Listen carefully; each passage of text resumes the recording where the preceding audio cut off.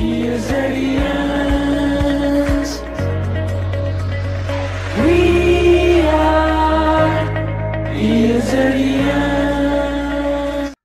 Hello friends, you welcomes on the digital platform of ES Zone Academy. Myself Jitendra पाल।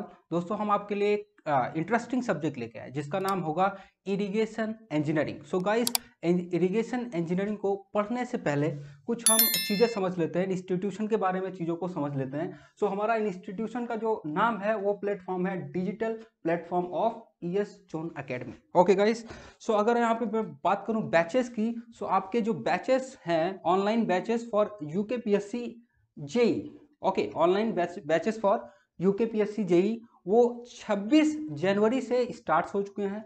सो अगर हम बात करें offer period की, सो यहाँ पे ऑफर भी आपको मिल रहा है, एक्साइटिंग ऑफर मिल रहा है, जो कि आपका ऑफर पीरियड है 26 जनवरी से 5 या फिर 5 फरवरी। सो आप सोच सकते हो यहाँ पे 26 फरवरी से आज 2 तारीख हो चुका है।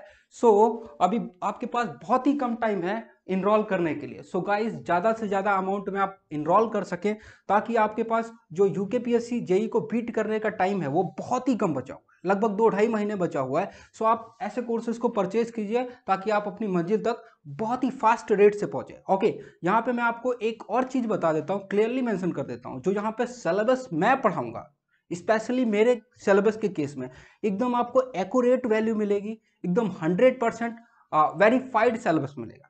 ओके, और साथ साथ यहाँ से ये भी मैं आपको मेंशन करता हूँ कि जो आपके UKPSC जेई एग्जाम में क्वेश्चन होंगे वो हमारे सिलेबस से मींस हमारे सब्जेक्ट से 98% तक क्वेश्चन आने का चांसेस है। ओनली 2% का वेरिएशन या फिर आपको अलग जगह से क्वेश्चन मिल सकता है, बट मैं गारंटी लेता हूं कि 98% क्वेश्चन आपको मेरे नोट्स में ही मिलेगा। Clear guys?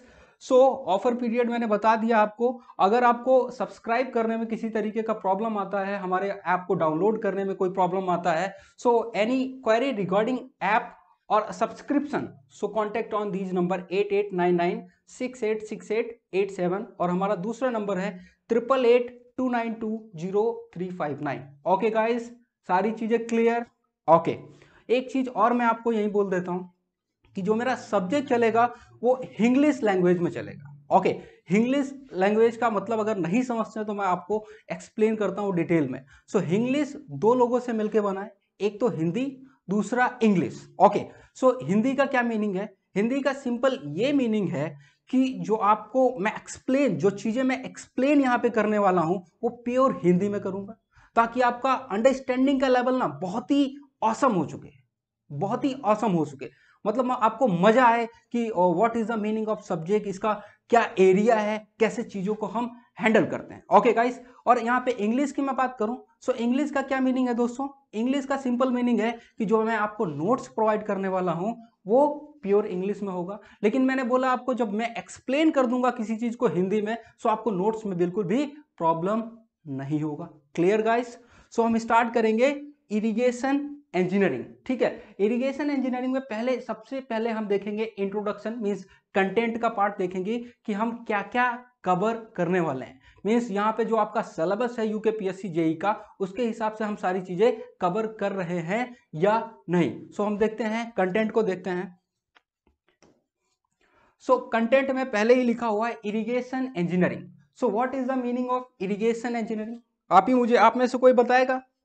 Any idea? So simple मैं आपको बता देता हूं। इरिगेशन का मतलब होता है सिंचाई, इरिगेशन का हिंदी मीनिंग होता है सिंचाई से, इंजीनियरिंग का हिंदी मीनिंग आप सभी समझते होंगे कि इंजीनियरिंग मीन्स अभियांत्रिकी। सो यहाँ पे मैं आपका जो सब्जेक्ट होगा वो होगा इरिगेशन इंजीनियरिंग मीन्स सिंचाई अभियांत्रिकी। ये कोई नई चीज नहीं है यार, ये हमारे कंट्री में क्या, इवन दो वर्ल्ड में बहुत ओल्डन डेज से होता आ रहा है। क्यों होता है? इरिगेशन का जरूरत क्या पड़ा, क्यों इरिगेशन करते हैं? सो इन सारी चीजों को हम आगे समझेंगे जब हम अपना सिलेबस स्टार्ट करेंगे। पहले तो फर्स्ट ऑफ ऑल मैं यहाँ पे सारा का सारा कंटेंट आपको डिस्कस कर देता हूं कि मैं आपका क्या क्या कंटेंट देने वाला हूं। ओके गाइस, सो अगर कंटेंट की बात करें, सो हमारा पहला चैप्टर जो होगा वो होगा irrigation and methods of irrigation. So irrigation का क्या मतलब है? सिंपल मैंने बताया सिंचाई से रिलेटेड है। Irrigation subject is related to सिंचाई। सो सिंपल यहाँ पे हम बात करेंगे कि इरिगेशन आया कहाँ से, मीन्स डेवलप कैसे हुआ इरिगेशन। साथ ही साथ देखेंगे कि हमारे इरिगेशन का डेफिनेशन क्या होता है। देन मेथड्स ऑफ इरिगेशन में देखेंगे कि हम किसी भी फील्ड में किस किस तरीके से, मीन्स कौन कौन से मेथड के थ्रू वाटर को अप्लाई कर सकते हैं। क्लियर, फर्स्ट टॉपिक आपको समझ में आया। मूव करेंगे हम सेकेंड टॉपिक की तरफ। सेकेंड टॉपिक है वाटर रिक्वायरमेंट्स ऑफ क्रॉप। इसका क्या मतलब है, सिंपल यहां से क्लियर हो रहा होगा कि हमारी क्रॉप के नीड के हिसाब से, ओके, हमारी क्रॉप के नीड के हिसाब से हमें क्या करना होगा, वाटर को अप्लाई करना होगा। यू नो दैट कि आपके जो एरिया में कह लो या फिर जो जनरली क्रॉप्स होती है वो बहुत अलग अलग तरीके की होती है। आपने सुना होगा राइस, व्हीट, ज्वार, बाजरा।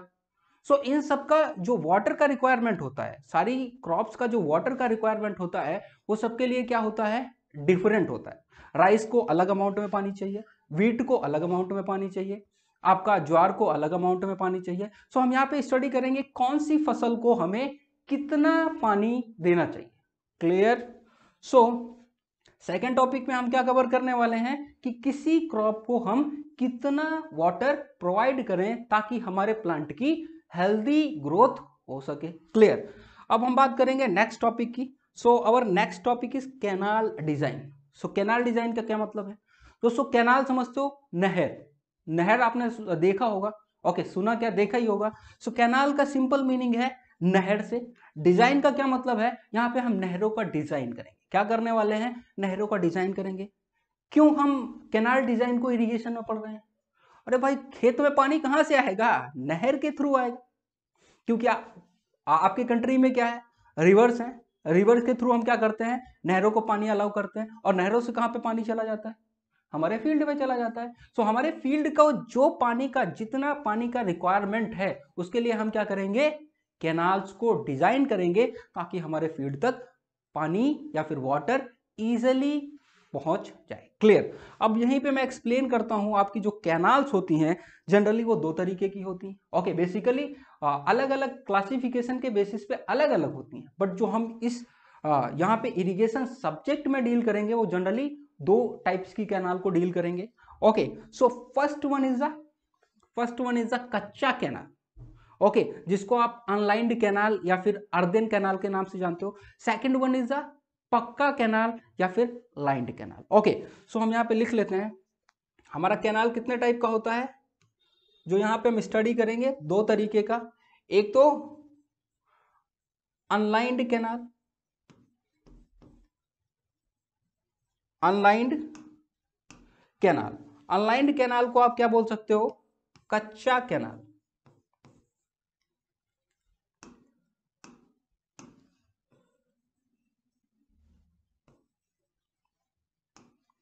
आप क्या बोल सकते हो, कच्चा कैनाल। दूसरा कौन सा आपका टाइप होता है, दूसरा आपका होता है पक्का कैनाल। पक्का कैनाल जिसको आप क्या बोल सकते हो, लाइंड कैनाल।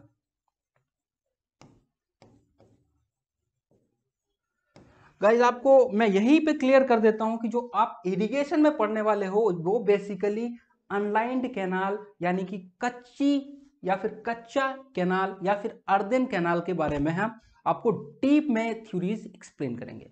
शायद आपको पता होगा कि आपके जो कच्चे कैनाल या फिर अनलाइंड कैनाल से रिलेटेड थ्योरीज हैं उनका नाम है केनेडीज थ्योरी एंड लेसीज थ्योरी। सो यहाँ पे हम दोनों की दोनों थ्योरी को स्टडी करेंगे क्योंकि दोनों ही थ्योरीज आपके एग्जाम पॉइंट ऑफ व्यू से बहुत ही इंपॉर्टेंट है। करीब दोनों थ्योरी से 3 से 4 क्वेश्चन आपके यूकेपीएससी जेई एग्जाम में मिलने वाले हैं, it's my guarantee. Okay guys, अगर हम बात करें इन अदर हैंड पक्के कैनाल की, सो लाइंड कैनाल की बात करें, सो लाइंड कैनाल का जो भी स्टडी होता है वो आपके ओपन चैनल फ्लो में सारी ही लाइनिंग से रिलेटेड चीजें पढ़ाई जाती हैं, like rectangular channel, trapezoidal channel, circular, triangular. So जो भी आपका पक्का कैनाल है वो आपके ओसीएफ वाले कवर करते हैं, और यहाँ पे जो अनलाइंड कैनाल या फिर कच्ची कैनाल है उसके बारे में उनके बारे में जनरली हम इरिगेशन इंजीनियरिंग के अंदर स्टडी करेंगे। क्लियर।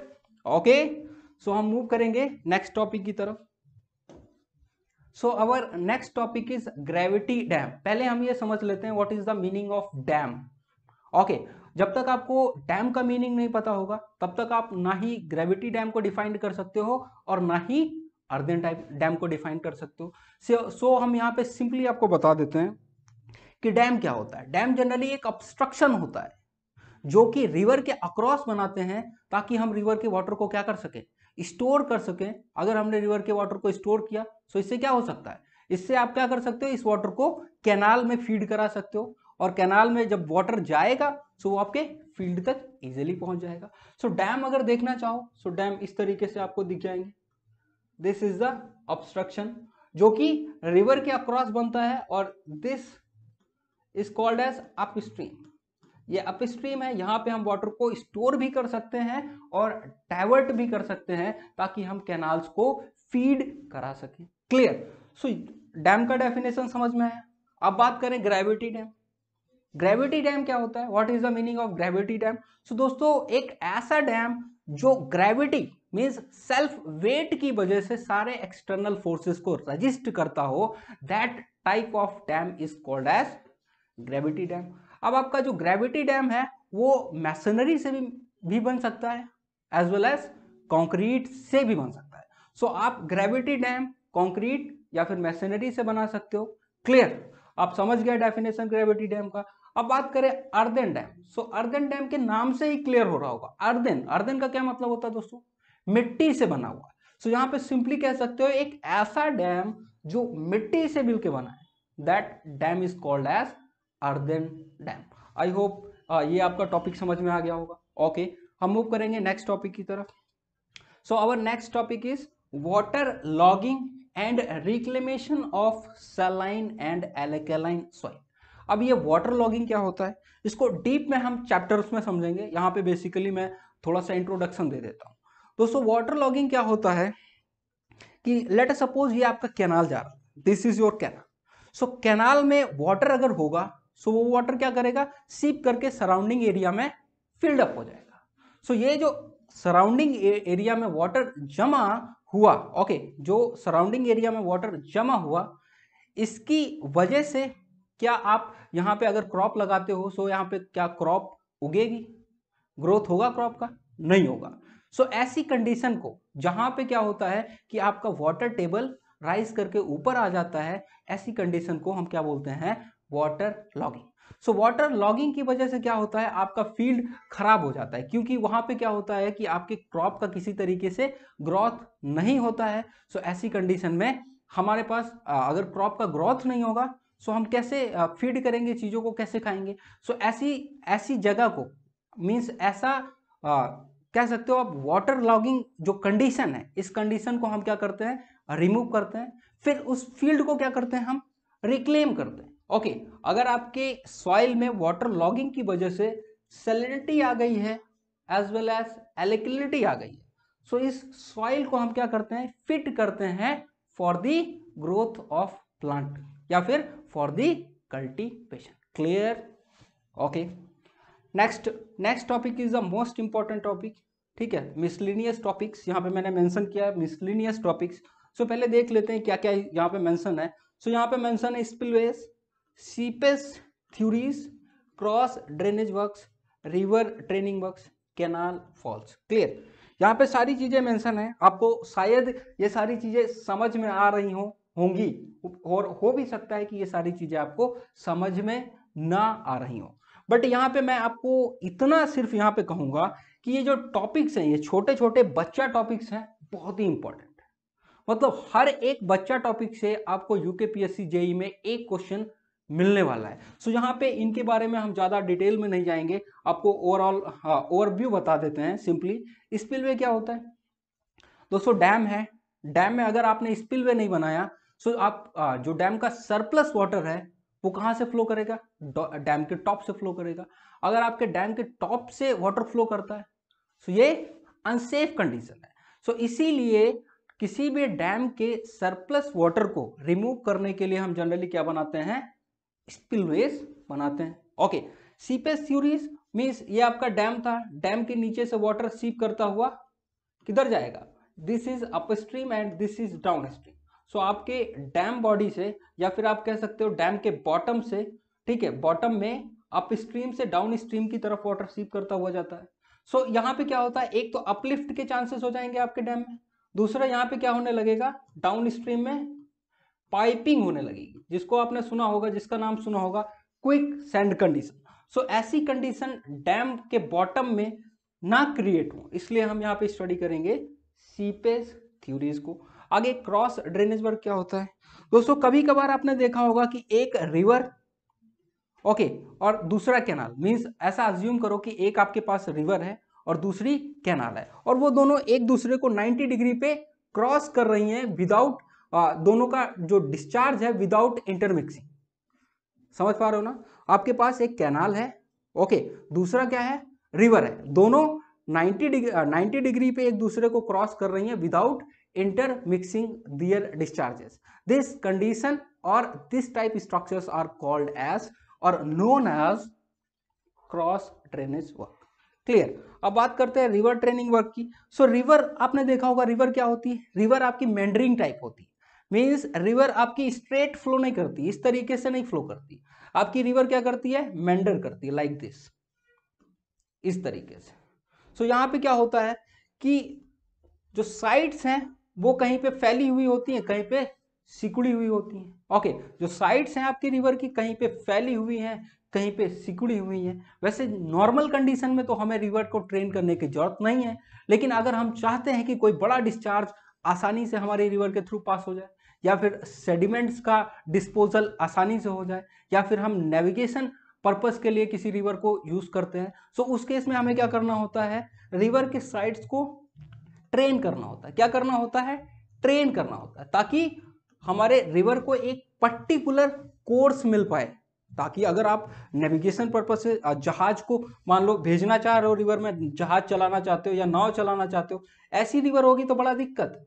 सो क्या करना होगा, इसके जो कॉर्नर्स हैं इनको कट करके हमें क्या करना होगा, हमारी रिवर को ट्रेन करना होगा, ताकि हम इजिली एक लार्ज डिस्चार्ज को पास करा सकें, या फिर सेडिमेंट को आसानी से डिस्पोज करा सकें, या फिर हम रिवर को नेविगेशन पर्पस के लिए यूज कर सकें। क्लियर। और लास्ट में कैनाल फॉल्स।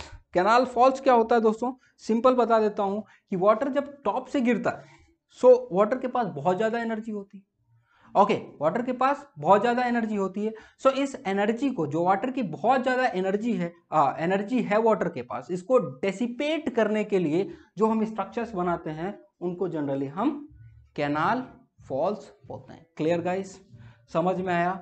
सो यहाँ पे एक बात और आपको मैं क्लियर कर देता हूं दोस्तों, कि यहाँ पे जितने भी टॉपिक आपने देखे, जितने भी टॉपिक देखे, इक्वली इंपॉर्टेंट, सबसे क्वेश्चन आना है, किसी से 1 आएगा, किसी से 2 आएगा, किसी से 3 आएगा, किसी से 4 आएगा। और अगर मैं बात यहाँ पे करूँ कि आपके यूकेपीएससी जेई एग्जाम की, सो यूकेपीएससी जेई एग्जाम में आपके इरिगेशन इंजीनियरिंग का वेटेज बहुत ही ज्यादा है। ओके, आपको बहुत ही अच्छे अमाउंट में क्वेश्चन मिलेंगे, और मैं ये भी आपको बोलता हूँ कि जो मैं पढ़ाऊंगा इन्हीं टॉपिक से आपको क्वेश्चन मिलेंगे, इसके अलावा आपको कहीं से कुछ भी पढ़ने का जरूरत नहीं है। Okay guys, clear. सो ये था इरिगेशन इंजीनियरिंग का ओवरऑल कंटेंट। Okay guys.